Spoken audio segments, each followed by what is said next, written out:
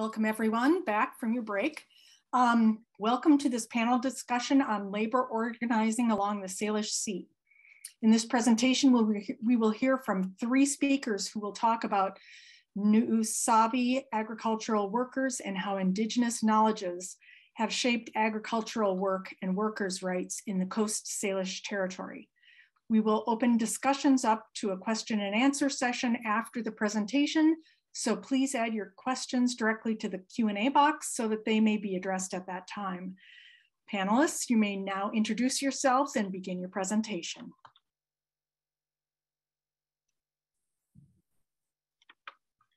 Hi, my name is Alfredo Juarez. I'm a member of Community to Community and organizer here with Familias Unidas por la Justicia.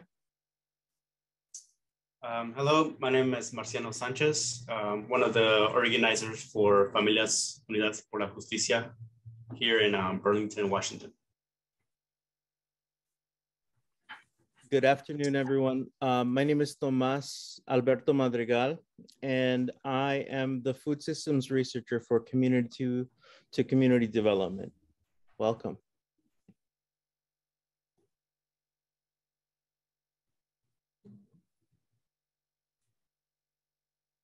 Great. Anne, since you're the moderator, did you have a program, or would you like us to take off? You can just go ahead and take off. You have about 40 minutes. Absolutely. And then we'll have questions. Bueno.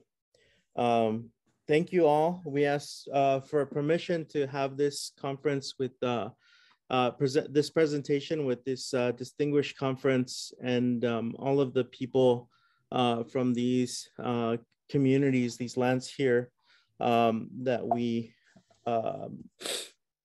all live in. One of the things that I thought would be very useful is to give you an idea in this PowerPoint of where our organizers are from, and then also what some of the communities are around the Salish Sea that we've engaged with. And so I'll start and let us know that we have a cooperative farm that's between Lummi and Nooksack territory. And so we've also done a lot of work around Mount Vernon, which is where the Swinomish community is close by. And in particular, before his passing, we had conversations with an elder there in Swinomish Bray to seek some kind of agreement to be able to use Swinomish land for the Cooperativa Tierra y Libertad.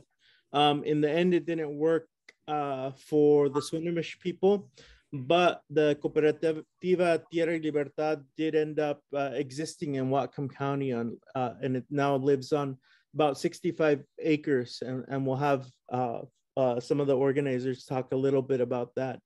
And so these are the communities that we've linked with for the global work. Also for the statewide work, an elder from Tulalip, Representative, now Senator John McCoy, was actually very, very much involved in the campaign for farm worker housing during the first strike. And so our relationship with that senator and his community has remained very, very, very deep. And also up in the islands, in island counties, our relationship with Deborah Lenkanoff, who's a representative, has also supported some of the work that farm workers have done here. Internationally, the Puyallup community, the tribe in Puyallup, the Muckleshoot, and the Nisqually were all involved, including with the Lummi folks, were involved in this global encounter in 2018 of Indigenous Peoples, where our communities were able to connect with that global group, and people from my community in Mexico, which is a little bit farther north from where Marciano and Lelo are from in Michoacan, also came up from their struggles there. And we were all able to convene in that space on Nisqually territory and share some of these same struggles. And so today we'll be sharing some of that long-term story with you.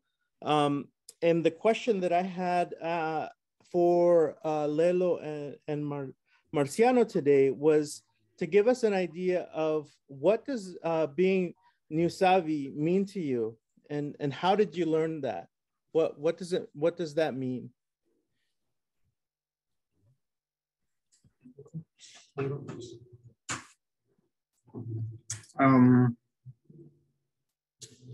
I think I will start. I was just explaining like how I grew up with, like how I connect with the land more in that way. So from when I was born up to 8 years old, I used to live with my grandpa and grandma, and my parents were here in the US. And so as like 2-3 years old, I used to just see my grandpa work farm all the time. And as I grew older, like 4 or 5, I started going with my grandpa and planting crops and picking crops, harvesting. So I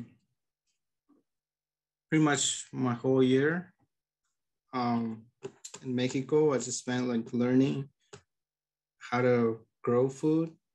And now here in the US in the Skagit County, where we pick berries, is also so I do. And the easiest way for me to say how I connect with the land is working, like planting, growing, and harvesting the food. Yeah. So. To me, it's kind of similar to what Alfredo had to say. You know, my family, we come from a small town called Tierra Colorada in Huxlahuaca, Oaxaca. Over there, just about everyone grows their own food, but at the same time, food is very scarce. And you know, when a time comes and you're low on corn, which is, you know, something that we depend on a lot. For me, my dad would have to travel up north into like Baja California, and sometimes into the US to make a little bit of money so that we can go out into our, into like bigger towns and buy our corn over there. But whenever we could, we would always plant our own food.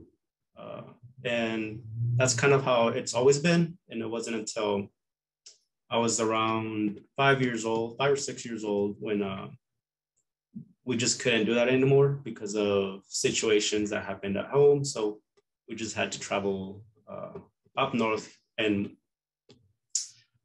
get into the US, you know, just because we were scared of just living over there in our towns again. And ever since then, we've been here, and we continued just working the land. You know, from my dad, he worked with tomatoes, jalapenos, watermelon, melons. And then here in Washington, he's worked with strawberries, and now mostly blueberry crops.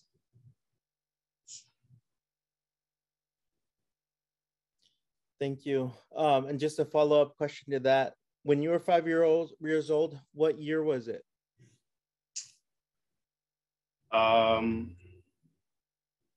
Like 2003, 2004. Cool. 2004, it's around there. What year was it, Lelo, when you ended up coming up? 2008. So my birthday's in August. I was born in 99, but was before I turned 9. So 8 years old, I got to Santa Maria, where my parents used to pick strawberry there. And then we would come up once. The first summer I spent was in Santa Maria in 2008, and then we travel up north where they will pick the strawberries, blueberry and blackberry over here. And then we went back in 2009, and it came back 2010, and it went back 2011, and it came back 2012, and from 2012 till now we stayed here. Yeah. And so for the audience, y'all mentioned how your connection to the land is how you identify your indigeneity as belonging to the New Savi community.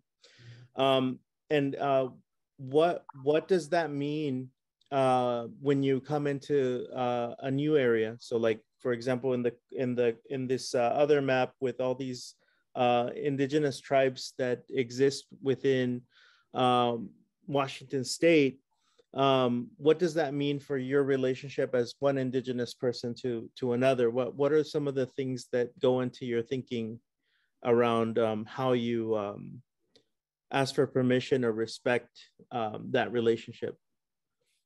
For me, I can't quite remember like the exact time, but I know there was like 2 or 3 years ago. We met with, I believe, I can't remember the person's name, but we met up with a tribe in Seattle where they would do a prayer in front of the water as the big oil company was trying to take out oils from there, and they did a lot of prayer, and that really touched me because water and land, it's like I really like those two and really depend on those two. Like I said, and back in my hometown, that's what we have. We got the land and the seas and the water. That's what we got, right? And so that and I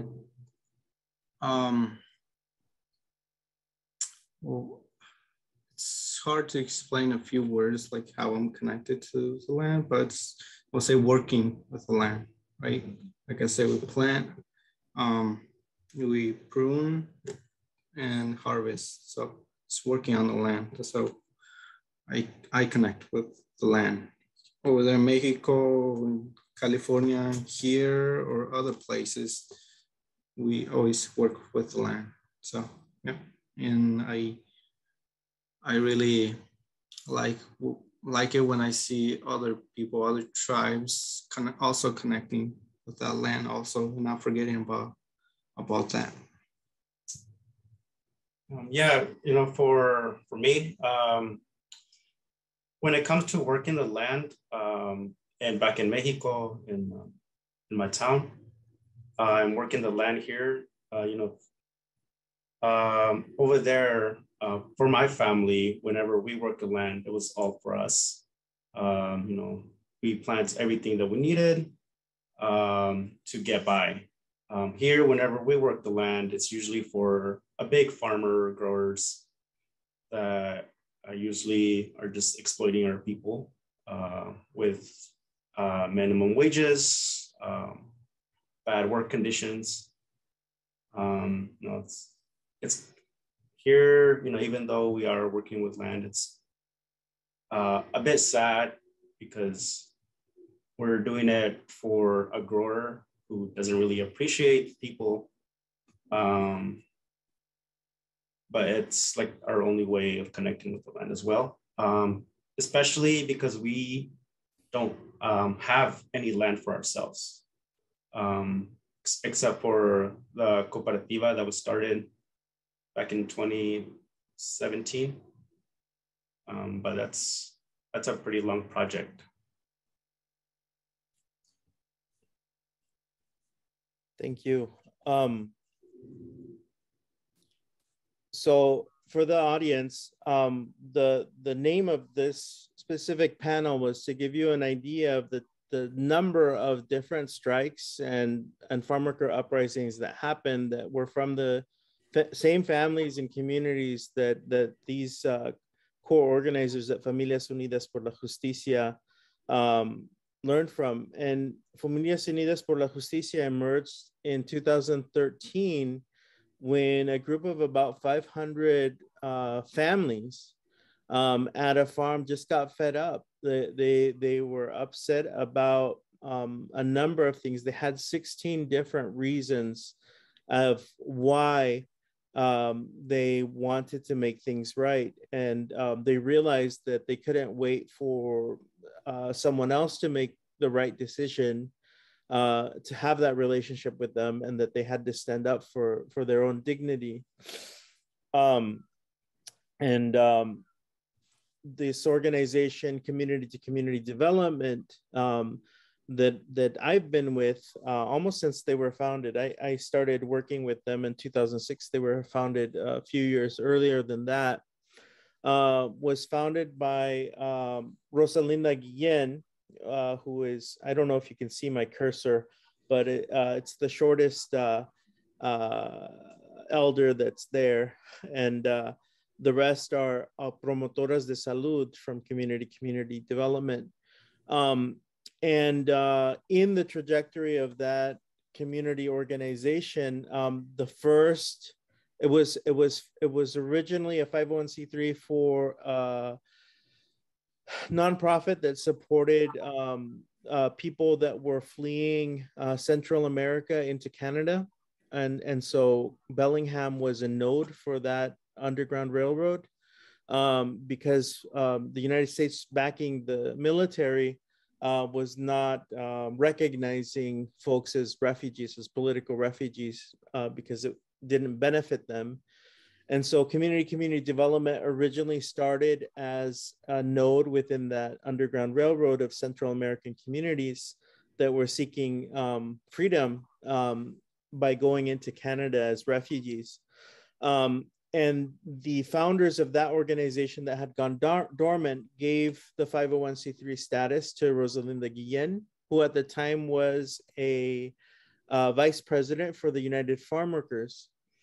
And Rosalinda Guillen left the United Farm Workers after attending the World Social Forum in Brazil in Porto Alegre, and formed community in order to try to recreate what she saw in Porto Alegre, which was a solidarity economy that was completely organized in this quilombo, in this kind of like free place of people that were also displaced,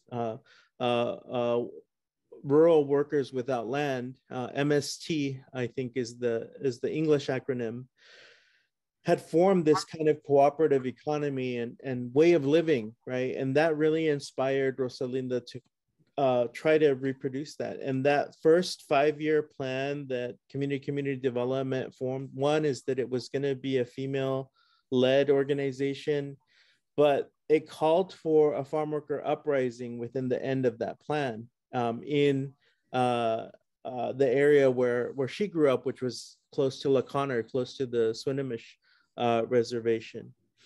And literally, like, the plan ended in 2010, and in 2013 Familias Unidas por la Justicia came into being, right? And so all of that seed work, all of that long-term planning goes into creating the conditions that are necessary for a community that's struggling to be able to advance that work. And so that strike in 2013 was not the first time that we had seen the communities that Lelo and Marciano are from, right? In 2004, there was a farm worker strike on the same farm, Sakuma Brothers Farm, that was documented by Seth Holmes, who was doing his field research at the time. And I think they had gone on strike before that, but there were things that I couldn't find like documentation for, because there were strikes and then they were quickly settled. And then in 2008, some of the farm worker leaders were also people that were involved in another strike that was led by the kind of cacique that was put into place by Seth Holmes back in 2004. And they were kind of fed up that the strikes they would have would not change conditions. They would always have to go on strike again. And so this same community in 2013, right, laid siege upon that farm and even launched a berry boycott. And so I believe Lelo was a part of that struggle. And the question I have for you, Lelo, is like, how does your identity inform your approach to organizing with your community? What are some of the things that you see that are specific to your community in this struggle? Okay. So I was there the first day that this strike happened, the very first day. Like I said, we got here 2012 and this happened 2013. So I was here the very first time, the first minute that people decide to walk out. So then I speak 3 languages, English, Spanish, and Mixteco. And so every chance I get, if somebody wants to interview a farm worker who doesn't speak Spanish or English, they only speak Mixteco. So what I would do is I would just translate. And if somebody of the community wants to know like what's going on this farm, they will ask the workers, and that what the workers' answer were, I just translated them back to English, and that's how we went on with this. And till now, and that's what I do. If there's something that's wrong in the community and they come to us or they find out about it, we help them communicate, who they connect them with, who they need to speak to get this resolved. So yes, I translate a lot. That's what I do. And I'm very grateful that I speak 3 languages and that I can do this. That way I can bring out all the workers' voices out to the communities that needs to know what is going on. Like I said, because just because people don't speak Spanish or English doesn't mean they should be in the shadow, right? So, yeah. Thank you.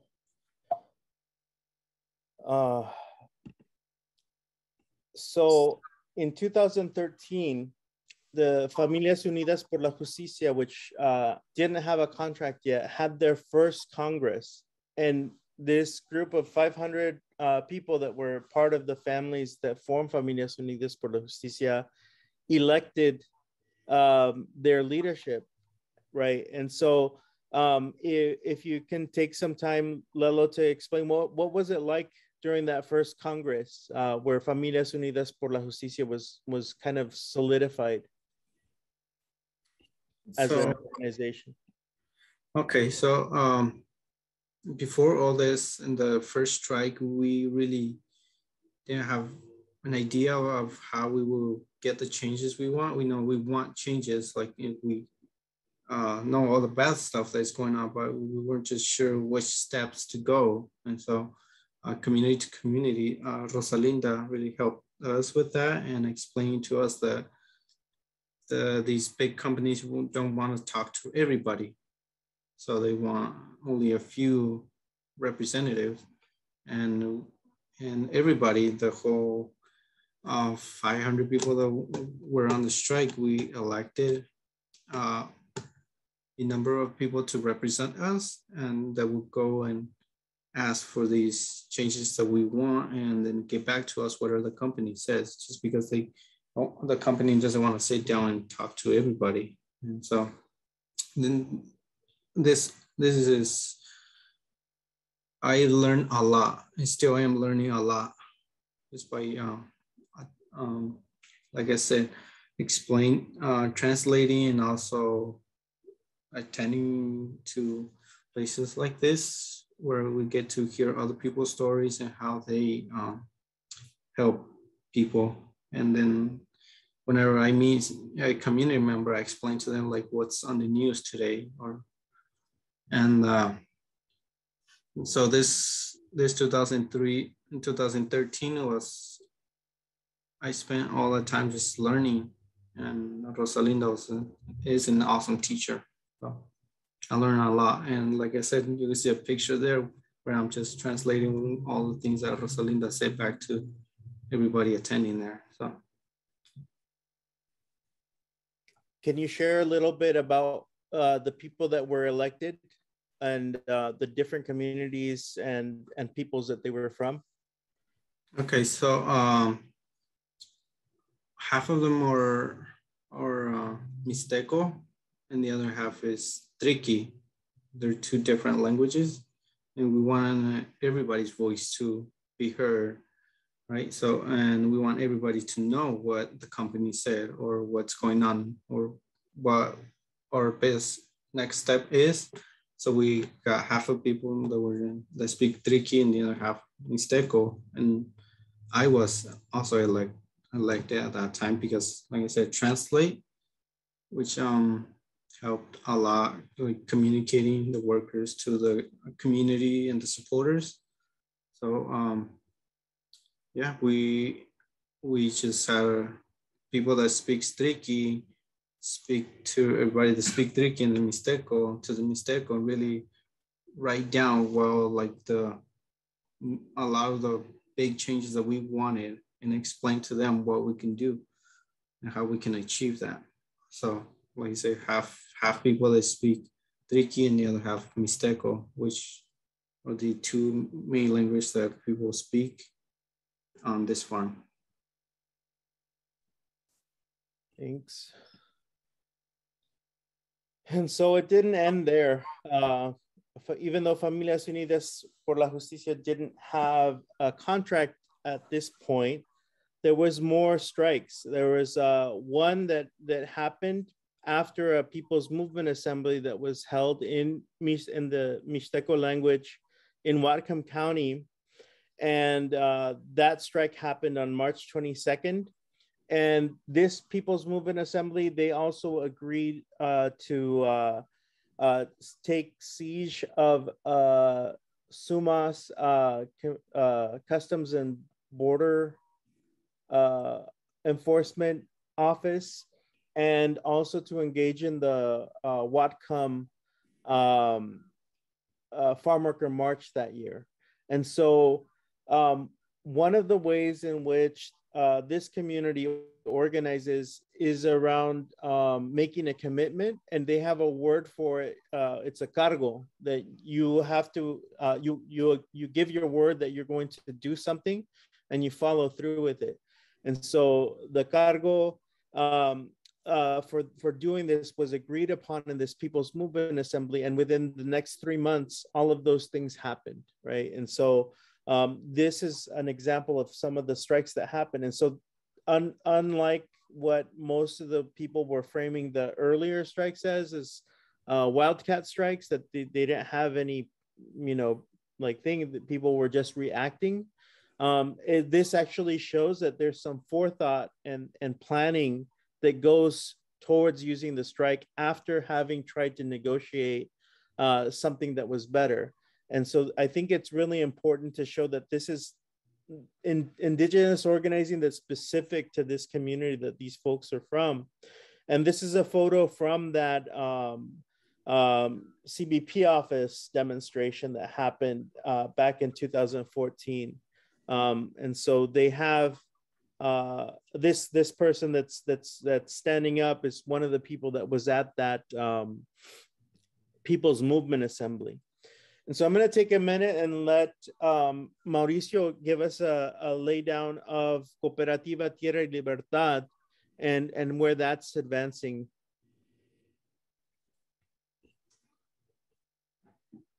Well, I'll try to... Marciano, pardon me, Marciano. I'll try to talk a little bit of what I know about Tierra Libertad. I wasn't really here when Tierra Libertad was first started. But, you know, when in meetings and in panels that we've been, I've listened to how it started, and I'll try to talk a little bit about what I remember. Essentially, Tierra Libertad is it's a farm workers cooperativa. That's called Tierra Libertad. It started back when the strike happened, when the committees and the union, they were touring into different cities and states talking about the strike that was going on with Sakuma. People in the community where they were at, they wanted to know a farm that was giving the workers fair treatment, well pay, and the farm workers just didn't know a single farm that did that. So they started talking that, you know, if there is not a farm that treats their workers fair, pays them what they deserve, the only thing that they can do is form a cooperative. And that's what they did. And so back in 2015, the idea was to acquire 100 acres of land and set up 10 houses for 10 different families to work those lands. And it was going to be, I believe, a 7 to 8 year project. But they weren't able to find 100 acres. And what they were able to find was the 65 that Tomás mentioned earlier. And so now I believe the plan is to set up 5 different houses and 5 different families. Right now, what's been going on at the cooperativa is we started to move a little bit away from fruits. So like raspberries mostly, because that was a big chunk of what was growing at the cooperativa. It's located in Everson, Washington. It's around 40 minutes from where we're at right now. We're in Burlington. And so we want to move over to start growing produce that is culturally appropriate for our community, especially nopales, which is what a lot of our people want. You know, we can grow fruits, but you know, a lot of our people here, they want certain types of food. So that's what Ramon is focusing on, and we started planting nopales. As you can see in one of the pictures at the bottom right, those were the nopales that we planted last year. Sadly, because of the weather conditions last year, back in December, they couldn't survive, but we replanted them again. Well, I guess Ramon replanted them again, and they started growing again. They're looking really well. We've also started to plant some apples, tomatoes, jalapenos, and potatoes. And another thing that we've been working on is talking with some of the community members who are willing to go and help plant what they want. So one of the next project is to work on growing chilacayotes. They're kind of like a breed between watermelon and pumpkin. On the outside, they look like a watermelon. Inside, they're white, and they're like the sweetest thing ever. But yeah, that's kind of what we're working on right now. And the plan is this year to just tear down like maybe 60 to 70% of the raspberries. and make that less of a focus and start growing corn.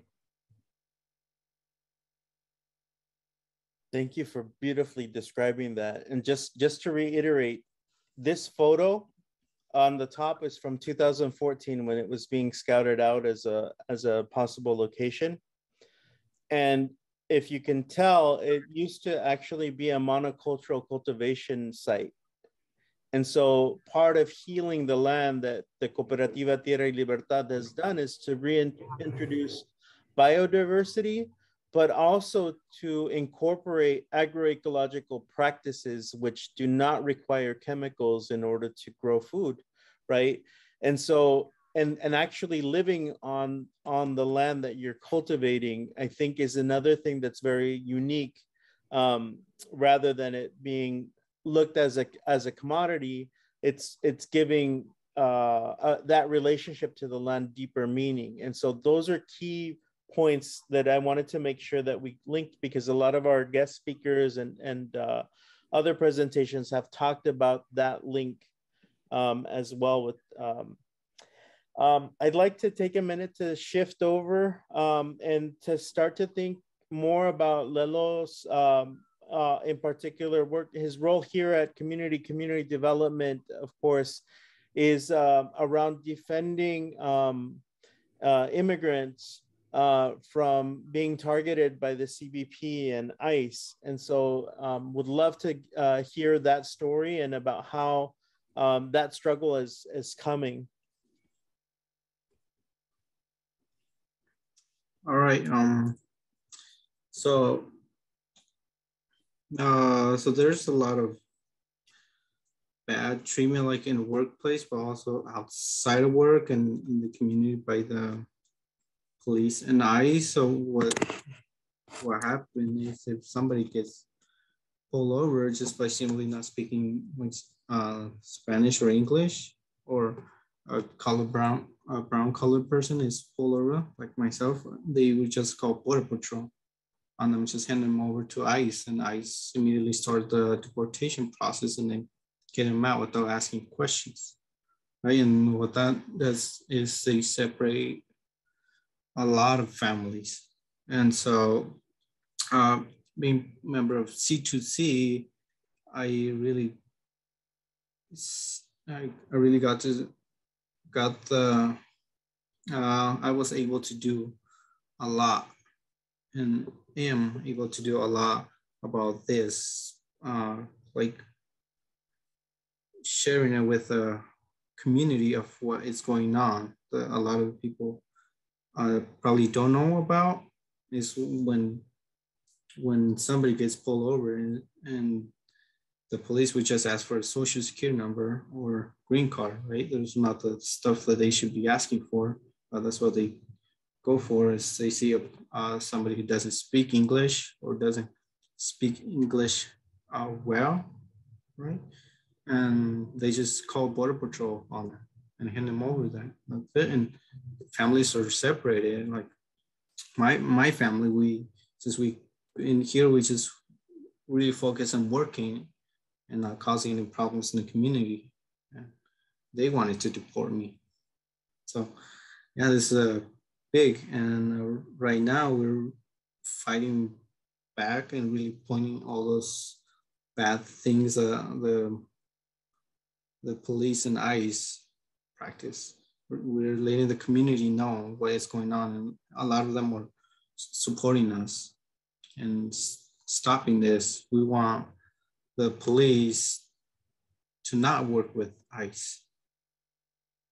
And yeah, whatever, if say somebody gets a ticket, they can always just go pay it. And that doesn't, a small ticket shouldn't lead up to a deportation of someone in separating family. Like we said, we're here to work.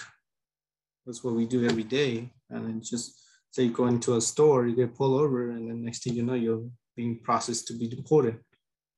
So it's not good, and we want this, the police and ICE should definitely stop working together and handing people over just because they can make more money.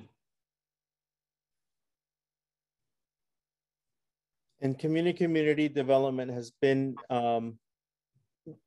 engaging in this issue for a long time. Actually, they were victims of two ICE workplace raids under the Bush administration back in about 2006, I think. And what that caused was that Rosalinda was able to go onto the site and actually defend them from deporting mothers that were there that had children that were citizens. And so under the condition that they can't work, and that created community development's first cooperative, which was Cooperativa Las Margaritas, which was a catering cooperative of those immigrant mothers that were from those communities. And so this is a continuation long-term of the types of struggles. And right now, Lelo's leading, and we have people that are directly leading what path the community needs to take. And the other piece that's connected that I think for this conference is really important to hear, because this is all backstory, is that as the food systems researcher for community development, one of my first tasks in 2010 was to organize community development's intake forms, which there were from 2006 until 2010, there was so many, like hundreds of different forms. And there was several, not just one or two, but several complaints from indigenous people that were from the Nooksack and Lummi reservations complaining about being picked up by ICE and how that was a racist thing that was happening. And so this combined struggle, this is a pan-indigenous struggle in Whatcom County on the border, right? Because whatever happens here also impacts the community members that are part of the Lummi tribe and part of the Nooksack tribe there. And so for the rest of the presentation, I'll just scroll through the different strikes just so you can— Excuse me, I just wanted to say, sorry about interrupting. I just want to say we have about 5 more minutes. And realizing that that's the time. All of these are different years and different strikes that community and Familias Unidas por la Justicia have been supporting, right? And would love to spend the last 5 minutes, if you can, and fielding any questions that they have for Lelo and Marciano.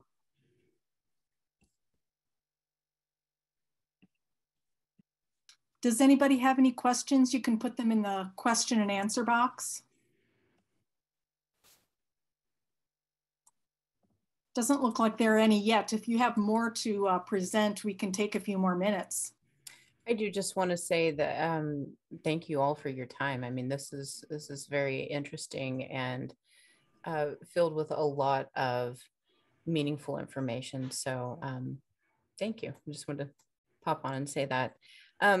So I think one question that I have from myself is, what are the next steps through all of this? Where do you see this going into the future?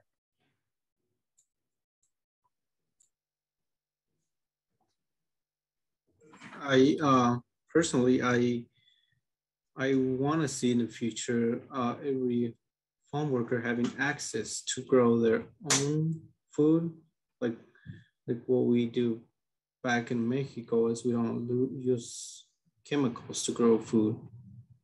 So it's healthy for us and for people that will go to the farm workers and buy what food they are producing. It's also healthy with no chemical.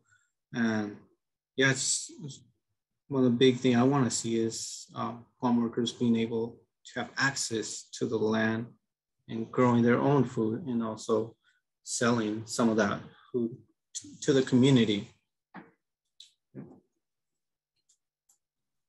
Yeah, a little bit what Lelo talked about is actually something that the union has been trying to do.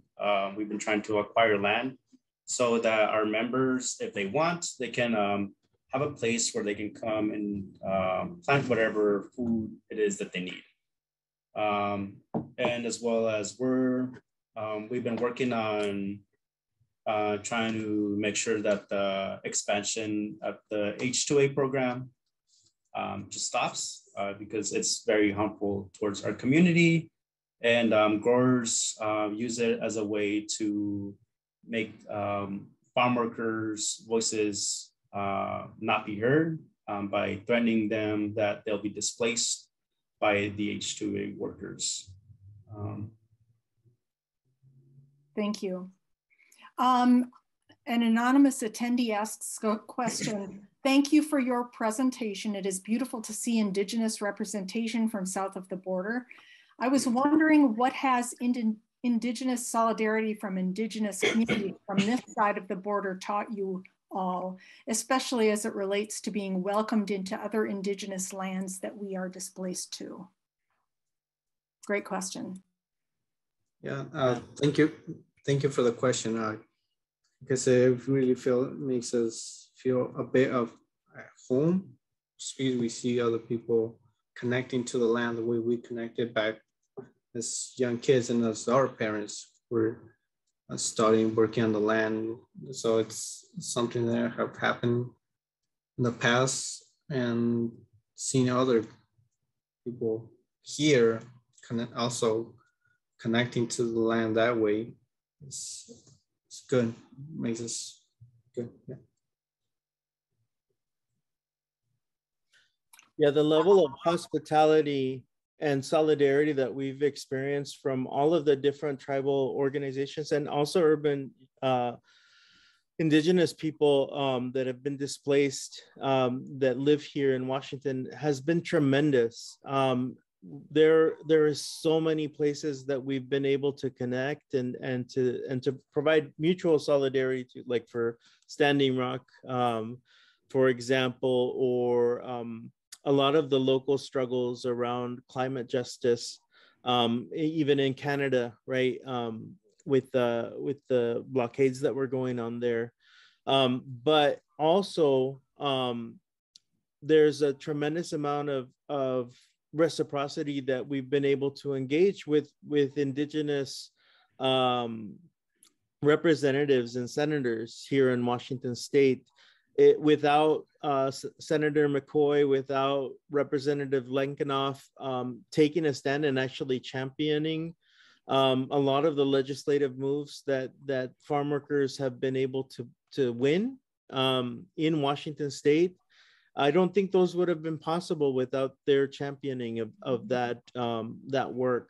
And so that gratitude, I think, is very deep, to the extent that every time that there's a harvest, every time that we do a direct action, we integrate a lot of our own ceremony and ritual into that, and energy into that work, and recognizing that. And I just wanted to share that in the foodjustice.org website, you have a mission and vision from community to community development. And the last 10-year plan that we framed is that we at community development believe that another world is possible, and that we are active participants with other self-determined people's movements, and we strive to reclaim our humanity by redefining power in order to end structural racism and all of its manifestations, including settler colonialism, capitalism, and patriarchy in their external and internalized forms. And then we have a list of the things that we had planned to do in those 10 years since before Familias Unidas developed.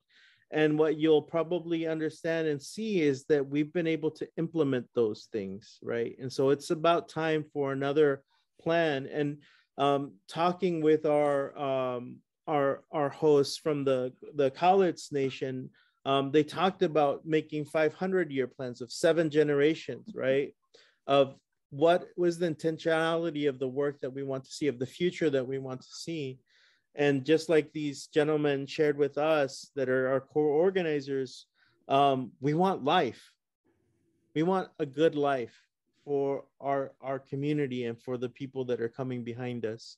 And for that, we will struggle in solidarity to make a reality wherever that we can. Thank you so much. That's wonderful. Thank you very much. I had a question, if you don't mind answering. It's about what you felt like the strikes were most successful at accomplishing. What types of things? I would say letting the community know what is going on at the farm, because like right now, if we were to drive around where people work and just drive past by, we want to see a lot of the bad stuff that was going on.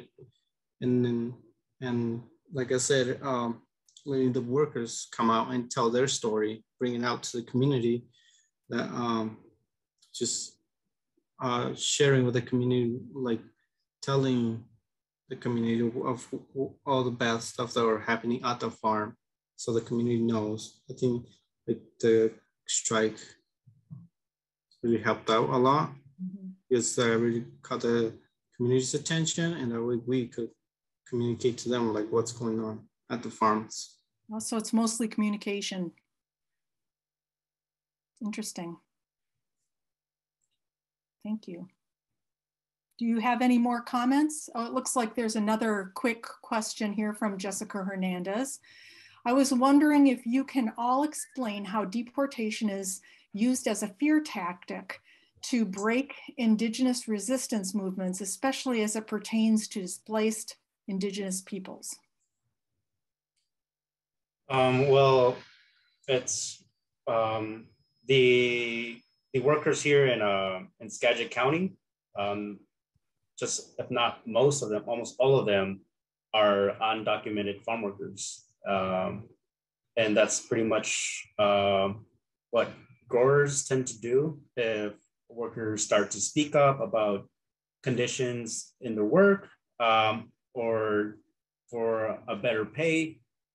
They'll threaten them with deportation.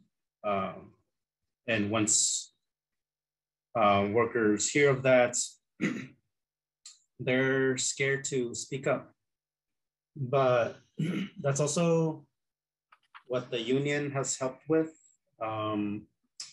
and letting the community know. The community comes and supports them, letting them know that they're not there by themselves. So that's something that we ask of everyone here. You know, if you see workers, farm workers, walk out and speak for better conditions, to go and support them. And they've also started to realize that that's a tactic that can't be used anymore. Workers are no longer scared once it gets to a certain point of how terrible a work condition is or how bad they're getting paid. Thank you. Do you guys have any other comments or descriptions? Does anybody have any more questions? You can put them in the chat box or the question and answer box.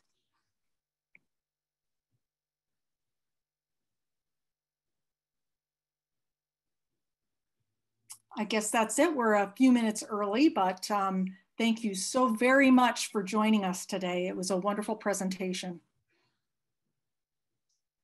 I'm grateful for what you've done. Thank you. Thank you. You. Yeah.